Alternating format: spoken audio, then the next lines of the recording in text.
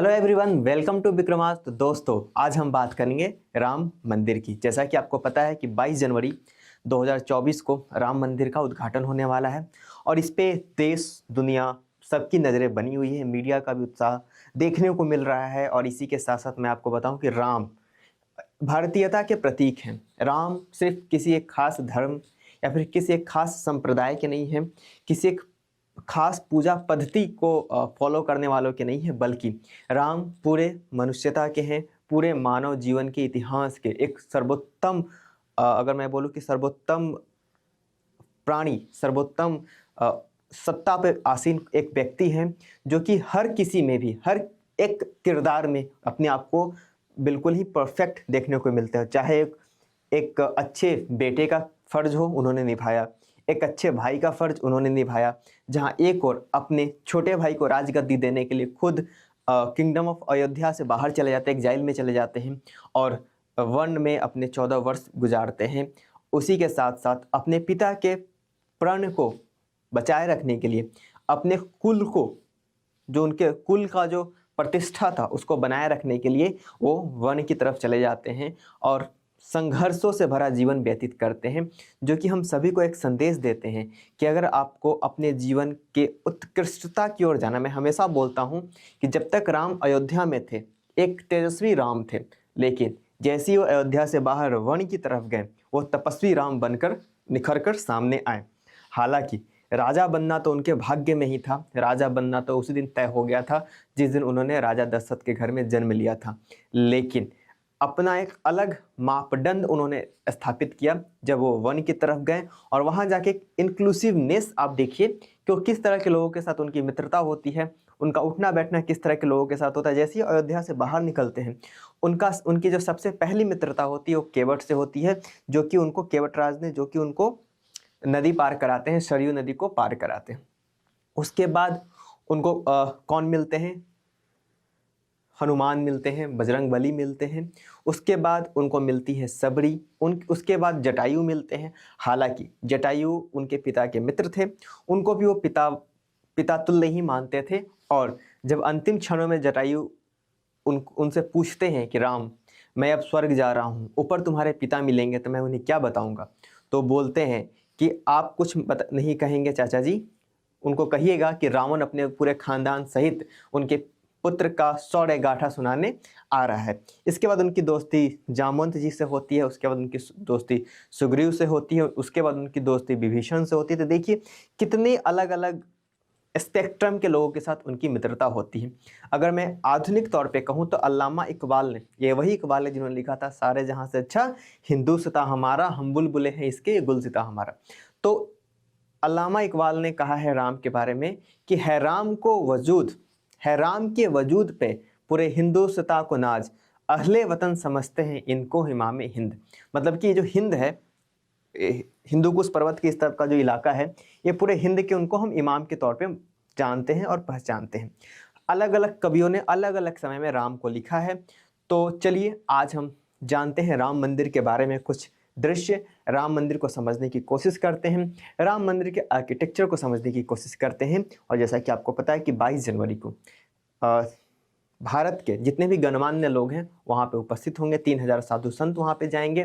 बहुत ही जितने VIP person उनको इनवाइट किया गया है, बॉलीवुड से लेकर बिजनेस क्लास से लेकर पॉलिटिशियन से लेकर ब्यूरोक्रेसी से लेकर इंटेलिजेंसिया, सभी समाज के जो भी प्रभुत्व वाले लोग हैं उन सभी को वहाँ पे इन्वाइट किया गया है। हालांकि इस पे कुछ थोड़ी बहुत राजनीति भी देखने को मिली, जहां एक और सीपीएम ने, जो उनकी विचारधारा है, उन्होंने कहा है कि हम धर्म को राजनीति से अलग देखते हैं, उसको अलग समझते हैं। तो उन्होंने वहां पर जाने से क्या कर दिया है, इनकार कर दिया है। और ममता बनर्जी ने भी मना कर दिया है कि हम वहाँ नहीं जा रहे हैं। हालांकि शरद पवार ने बोला है कि हमें तो इनवाइट ही नहीं किया गया, तो उनको इस बात का भी दुख है कि उनको इन्विटेशन भी नहीं दिया गया है। कांग्रेस ने भी पत्ते अपने नहीं खोले हैं, अभी वो दुविधा की स्थिति में कि जाए या फिर ना जाए। मल्लिकार्जुन खड़गे और सोनिया गांधी को भी इन्विटेशन दी गई है। तो चलिए स्टार्ट करते हैं अपने आज के इस लेक्चर को, जहां हम समझेंगे राम मंदिर के बारे में, जहां पे राम लला की मूर्ति स्थापित की जानी है। राम लला कहने का मतलब ये हो गया कि भगवान राम का जो बाल स्वरूप है उनकी प्रतिमा स्थापित की जानी है। और मैं आपको बता दूं, ये मुश्किल से 1 मिनट के आसपास या फिर 1.5 मिनट के आसपास का मुहूर्त है, जब ये 12:29 पे स्थापित करना है। तो बहुत ही विहंगम योग बन रहा है जहाँ पे 22 जनवरी को इनकी स्थापना करनी है। तो चलिए देखते हैं उद्घाटन से पहले राम मंदिर के अद्भुत दर्शन। तो स्टार्ट करते हैं इसको। यहाँ देखिए ऐसा होगा राम मंदिर। आखिर राम मंदिर को बनाया कैसा जाना है भाई, तो उसको पहले हम समझ लेते हैं। देखिए राम मंदिर को बनाने में जैसे कि आपको पता है कि राम मंदिर का जहाँ निर्माण हो रहा है अयोध्या, वो उत्तर भारत में है। आपने आर्ट एंड कल्चर में जितना बहुत भी बेसिक पढ़ा होगा तो आपने मंदिरों के निर्माण की विधि पढ़ी होगी कि उत्तर भारत में किस तरह के मंदिर देखने को मिलते हैं और दक्षिण भारत में किस तरह के मंदिर देखने को मिलते हैं। तो उत्तर भारत में जहाँ तक उत्तर भारत का सवाल है तो वहाँ पे नागर स्टाइल ऑफ आर्किटेक्चर में मंदिरों का निर्माण होता है, वहीं दक्षिण भारत में द्रविड़ स्टाइल ऑफ आर्किटेक्चर में मंदिर का निर्माण होता है। तो इसके बारे में थोड़ा डिटेल्स में हम बाद में पढ़ेंगे कि नागर क्या है और द्रविड़ स्टाइल ऑफ आर्किटेक्चर क्या है। फिलहाल हम सिर्फ इतना आज जान लेंगे कि इसका निर्माण नागर स्टाइल ऑफ आर्किटेक्चर में किया जा रहा है। अब देखिए इसमें कुल मिला के कितने दिन लगा है बनने में, तो 3.5 ईयर्स का समय लगा है। 3.5 साल इसको बनने, कुल मिलाकर 3.5 साल का जो वर्षों का इंतजार था वो 3.5 साल में बनकर तैयार हो गया है। और इसमें कितना पत्थर लगा है, तो 4 लाख क्यूबिक फीट पत्थर का इसमें इस्तेमाल किया गया इसको बनाने में। अगर हम इसकी बात करें तो 5 गुंबद होंगे। जैसे कि आपको पता है कि मंदिर निर्माण की प्रक्रिया में मंदिर का जब निर्माण होता है और स्पेशली नागर जो शैली में मंदिर बनाई जाती है तो उसमें गुंबद का अपना एक महत्वपूर्ण स्थान होता है। फर्स्ट फ्लोर जो होगा इसका, उस पर क्या होगा, राम दरबार होगा। भगवान राम होंगे, उनके सारे राम दरबार मतलब उनके जितने भी दरबार के लोग थे वो सभी वहाँ पे बैठे देखने को मिलेंगे। मध्य प्रदेश में जहाँ तक मैंने देखा है, देखो मैंने बहुत सारे मंदिरों का भ्रमण किया है, लगभग भारत के सभी छोटे बड़े मंदिरों का मैंने दर्शन किए हैं, ये सौभाग्य मुझे प्राप्त हुआ है। तो मध्य प्रदेश में मैंने जो जितना देखा है, हो सकता है कि मेरी समझ ही कम हो, लेकिन जितना मैं समझ पाया हूँ, मैं अपने समझ के अकॉर्डिंग आपको बता रहा हूँ कि मध्य प्रदेश में ज़्यादातर मंदिरों का एक खासियत रही है कि वहाँ पे अगर वैष्णव मंदिर, आप ध्यान रखेंगे शैव और वैष्णव, तो भगवान राम किस परंपरा में आते हैं, वैष्णव परंपरा में आते हैं, जो कि विष्णु के अवतार हैं। तो विष्णु को पूजा करने वालों को वैष्णव बोलते हैं। तो जहाँ भी वैष्णव मंदिर मुझे देखने को मिला है, वहाँ पे मैंने देखा है कि वहाँ पे राम दरबार मतलब था ही था। मेजोरिटी ऑफ मंदिर में जितना मैंने मंदिरों के दर्शन किए। एक और बात मैं आपको बता दूं, जहाँ पे मंदिर होता है ना, वहाँ पे एक खास किस्म का एक मैं आपको बताऊं कि एक एनर्जी होती है। जैसे कि आपने सुना होगा कि वास्तुशास्त्र के अकॉर्डिंग जो लोग घर बनाते हैं उनको बोला जाता है कि आप जब मंदिर बनाएंगे ना, तो मंदिर में आप कोशिश करेंगे कि कम से कम घर में, ऐसे तो मना ही किया जाता है कि आप घर में मंदिर ना बनाएं, क्योंकि जरूरी नहीं है ना कि उस एनर्जी को वो घर झेल ले, हो सकता है ना, क्योंकि मंदिर में एक खास किस्म की एनर्जी होती है। भगवान एक स्पेस में होते हैं, जमीन पे होते नहीं बाय द वे, वो उनका एक अलग ही डायमेंशन होता है जहाँ पे भगवान स्थित होते हैं। जो गर्भगृह होता है ना, वो शिखर के नीचे होता है। जैसे कि आपको पता है ये वाला पार्ट शिखर कहलाता है, तो इसके नीचे एग्जैक्ट नीचे गर्भगृह होता है जहाँ पे मुख्य देवता आसीन होते हैं। तो पंचायतन आपने पढ़ा होगा कि पंचायतन एक शैली है मंदिर बनाने में, जहाँ पे 4 अलग अलग दीवारों पे मंदिर के 4 दीवार होते हैं। एक इंट्रेंस होता है, उसके पहले मंडप होता है, मंडप से पहले मंडप के बाद क्या होता है, इंट्रेंस होता है, मुख्य द्वार जिसको कि बोलते हैं। मुख्य द्वार के 3 दीवारों पे, पीछे, लेफ्ट और राइट, इन दीवारों पे क्या होता है कि अलग अलग देवता होते हैं और मुख्य जो देवता होते हैं बीच में होते हैं, इसको बोलते हैं पंचयतन। चलिए अब आगे बढ़ते हैं। अगर मैं आगे इसके बाद आपको बताऊं तो देखिए कि 318 खंभों पे खड़ा होगा। तो इसके कितने खंभे होंगे, 318, 318 कुल मिला के इसमें पिलर्स का इस्तेमाल किया गया है।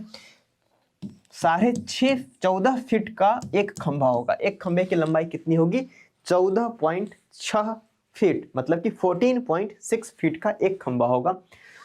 16 मूर्तियां तराशी जाएंगी हर खंबे पर। देखिए हर खंबे पर क्या होगा, जो आप खंबे देख रहे हैं ना, इस सारे खंबे पे कुल मिला के 16 मूर्तियों को तराशी जाएंगे। और ये सारी की सारी मूर्तियां जिनको तराशने का काम किया जा रहा है वो हाथों से किया जा रहा है। कमाल की बात यह है। इधर देखिए 3 मंजिला होगा रामलला का मंदिर। रामलला का मंदिर कितने फ्लोर का होगा, 3 फ्लोर का, 1 2 3, 3 फ्लोर का होगा। और फर्स्ट फ्लोर पर जैसे कि मैंने आपको बताया कि राम का दरबार लगेगा, राम जी होंगे, उनके जो भी राज पुरोहित होते थे, गुरु वशिष्ठ होंगे, विश्वामित्र होंगे, उनके 4 भाई होंगे, उनका जो मंत्रिमंडल होता था वो सभी उसमें आपको दर्शाए जाएंगे। 45 एकड़ में राम कथा कुंज बनेगा। राम कथा कुंज का भी निर्माण किया जा रहा है, जो कि कितना कितना एकड़ में होगा, कुल मिला के 45 एकड़ में राम कथा कुंज का निर्माण किया जाएगा। ऊंचाई कितनी होगी भाई इसकी? 3 मंजिला जो मंदिर है उसकी कुल ऊंचाई होगी 161 फीट। अगर यहाँ तक की मैं आपको ऊंचाई की बात करूँ और इस बेस से लेकर यहाँ तक की, देखिए जो ये दिया गया है, कुल मिलाकर कितना होने वाला है? 161 फीट का होने वाला है। चौड़ाई की अगर मैं आपसे बात करूं तो 235 फीट इसका चौड़ाई होगा। कुल ये जो डायमेंशन होगा ये पूरा का पूरा मिला के कितना कहलाएगा? यहाँ तक टोटल 235 फीट। लंबाई की अगर मैं आपसे बात करूं तो 360 फीट इसकी कुल लंबाई होगी। तो पूरा डायमेंशन मैंने आपको बताया। अब चलते हैं आगे। देखिए, राम जन्मभूमि डिस्प्यूट एक अलग ही विवाद है, उसको हम टाइमलाइन के जरिए समझने की कोशिश करते हैं, क्योंकि हो सकता है प्रीलिम्स में आपसे एक क्वेश्चन पूछ लिया जाए। इसको पढ़ने से पहले सबसे पहले मैं आपको एक और बहुत ही आइकॉनिक इमेज दिखाना चाहूँगा आपको। यह देखिए, यह वह इमेज है जब दिसंबर 2019 में, अगस्त 2019 में इसकी आधारशिला रखी गई थी। उस वक्त के प्रधानमंत्री, अभी भी यही प्रधानमंत्री बाय द वे, उस वक्त भी प्रधानमंत्री थे नरेंद्र मोदी के द्वारा।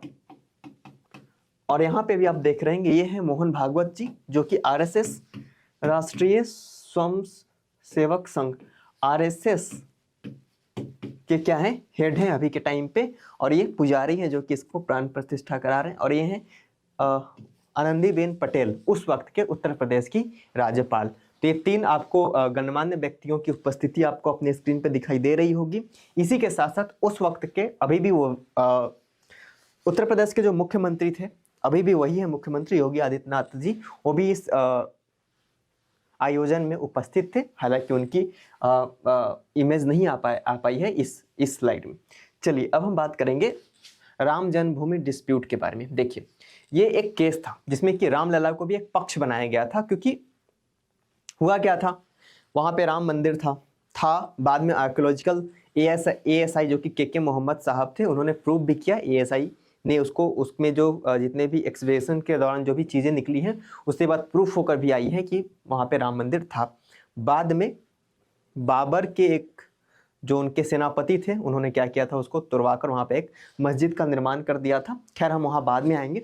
सबसे पहले स्टार्टिंग में समझते थे कि महंत रघुवीर दास ने केस किया कि भाई हम यहाँ पे एक कैनोपी बनाएंगे राम चबूतरा करके, और वहाँ पे क्या करेंगे कि हमको चाहिए पूजा पाठ करने का परमिशन दे दीजिए, ताकि हम वहाँ पे एक राम चबूतरा बनाएंगे और वहाँ पे पूजा करेंगे, क्योंकि हिंदुओं की मान्यता थी कि वहाँ पे भगवान राम का जन्म हुआ था अयोध्या में। लेकिन Faizabad high court, district court, sorry माफ कीजिएगा, फैजाबाद डिस्ट्रिक्ट कोर्ट, जिसको कि अभी हम अयोध्या के नाम से जानते हैं, उसने उसको क्या कर दिया, उस प्ले को रिजेक्ट कर दिया गया था, उस रिक्वेस्ट को रिजेक्ट कर दिया गया था। किसके द्वारा? फैजाबाद डिस्ट्रिक्ट कोर्ट के द्वारा। और किसने सबसे पहले इसको 1885 ईस्वी में, आप याद रखेंगे आर्ट एंड कल्चर का क्वेश्चन बन सकता है, 1885 ईस्वी में सबसे पहले महंत रघुवीर दास जी ने इसको फाइल किया था स्टार्टिंग में। उसके बाद कहानी आगे की तरफ बढ़ती है, देश को आज़ादी मिलती है और बात की शुरुआत होती है 1950 में। पहला सूट हमको देखने को मिलता है, पहला मुकदमा दाखिल किया जाता है गोपाल सिंह विशारद के द्वारा। उन्होंने टाइटल सूट किया कि with the Faizabad civil court seeking injunction to worship at the disputed site. चूंकि अब वहाँ पे मुसलमानों का यह मानना था कि यह जो है यहाँ पे एक मस्जिद है, तो किसी भी मस्जिद की जगह पे वहाँ पे मंदिर का निर्माण नहीं हो सकता है। तो उन्होंने बोला भाई हमें भी इसको यहाँ पे पूजा पाठ करने का हमें भी क्या चाहिए, आप हमको भी अलाउ कर दीजिए, हमको भी परमिशन दे दीजिए। फिर सूट आगे की तरफ बढ़ता है। फिर 1950 में परमहंस रामचंद्र दास जी ने क्या किया, अयोध्या में फाइल सा similar suit, it is a withdrawn इन 1989। देखिए, अलग अलग लोगों ने क्या किया, यहाँ पे केस रजिस्टर करना स्टार्ट कर दिया, लेकिन 1989 में क्या कर दिया गया, इसको वापस ले लिया, क्योंकि केस कमजोर हो रहा था। अगर एक से ज़्यादा पक्ष किसी भी मुद्दे पे आ जाएंगे तो क्या हो जाता है, केस हो जाता है कमजोर, क्योंकि हर किसी की अलग अलग दलील होती है, जो क्योंकि सामने वाला पक्ष उसका फायदा उठा सकता था। फिर 1959 9 साल के बाद तीसरा सूट आगे की तरफ बढ़ता है और निर्मोही अखाड़ा ने फाइल किया कि भाई हम भी इसके दावेदार हैं। तो 3 अलग अलग दावेदार हो गए थे। सबसे पहले गोपाल सिंह विरासत, उसके बाद परमहंस रामचंद्र दास, फिर निर्मोही अखाड़ा। 1961 में बात करें तो UP Sunni central Waqf board files a suit demanding possession of sites and removal of ideals from the mosque premises. अब देखिए हुआ क्या था कि अचानक से एक खबर निकलकर सामने आई कि रामलला ने वहाँ पे दर्शन दिए हैं, उनकी मूर्तियां रातों रात वहाँ से निकल गई। एक पक्ष का यह मानना था, जो सुन्नी सेंट्रल वक्फ बोर्ड था, उसका यह मानना था कि ये साजिशन इन मूर्तियों को रखा गया है। और वहीं दूसरी ओर निर्मोही अखाड़ा का यह कहना था कि नहीं, अगर आप लोग मंदिर बनाकर नहीं दोगे, अगर आप लोग हमें वहाँ पे पूजा पाठ करने का परमिशन नहीं दोगे, तो देखो राम जी खुद यहाँ पे दर्शन दे रहे हैं, रामलला ने खुद अपने आप को वहाँ पे खुद उजागर होकर खुद प्रकट हो रहे हैं हमारे सामने। तो इन्होंने कहा कि भाई 1961 में इन्होंने एक सूट दाखिल किया और कहा कि यहाँ से सबसे पहले तो इस पे जो अधिकार है वो हमारा होना चाहिए, सुन्नी वक्फ बोर्ड का होना चाहिए। और दूसरी बात, ये जो आइडल है, ये जो मूर्ति है, इसको यहाँ से हटाना चाहिए, इसको यहाँ से रिमूव करना चाहिए। उसके बाद कहानी आगे बढ़ती है। 1989 में भगवान श्री रामलला विराजमान फाइल्स अ सूट। अंत में फिर 1989 में जब इन्होंने सभी लोगों ने अपना अपना मुकदमा वापस, हालांकि निर्मोही अखाड़ा और भगवान श्री रामलला विराजमान ये दो ही लोग बच गए थे, इन दोनों को दे दिया गया था। मतलब कि उस हिस्से को जो कि इलाहाबाद हाई कोर्ट ने 2011 में उस लैंड को 3 टुकड़ों में बोला कि आप इसको बांट लीजिए, और बोला गया कि ये जो 2 हिस्सा है किसको किसको मिलेगा, एक रामलला विराजमान को मिलेगा और दूसरा निर्मोही अखाड़ा को मिलेगा, क्योंकि इन लोगों ने अपने केसेस वापस ले लिए थे। और एक टुकड़ा जो बचा वो किसको मिलेगा, सुन्नी सेंट्रल वक्फ बोर्ड को, जहाँ पे मस्जिद बनाना था। इन 2 हिस्सों में क्या करना था, मंदिर का निर्माण करना था।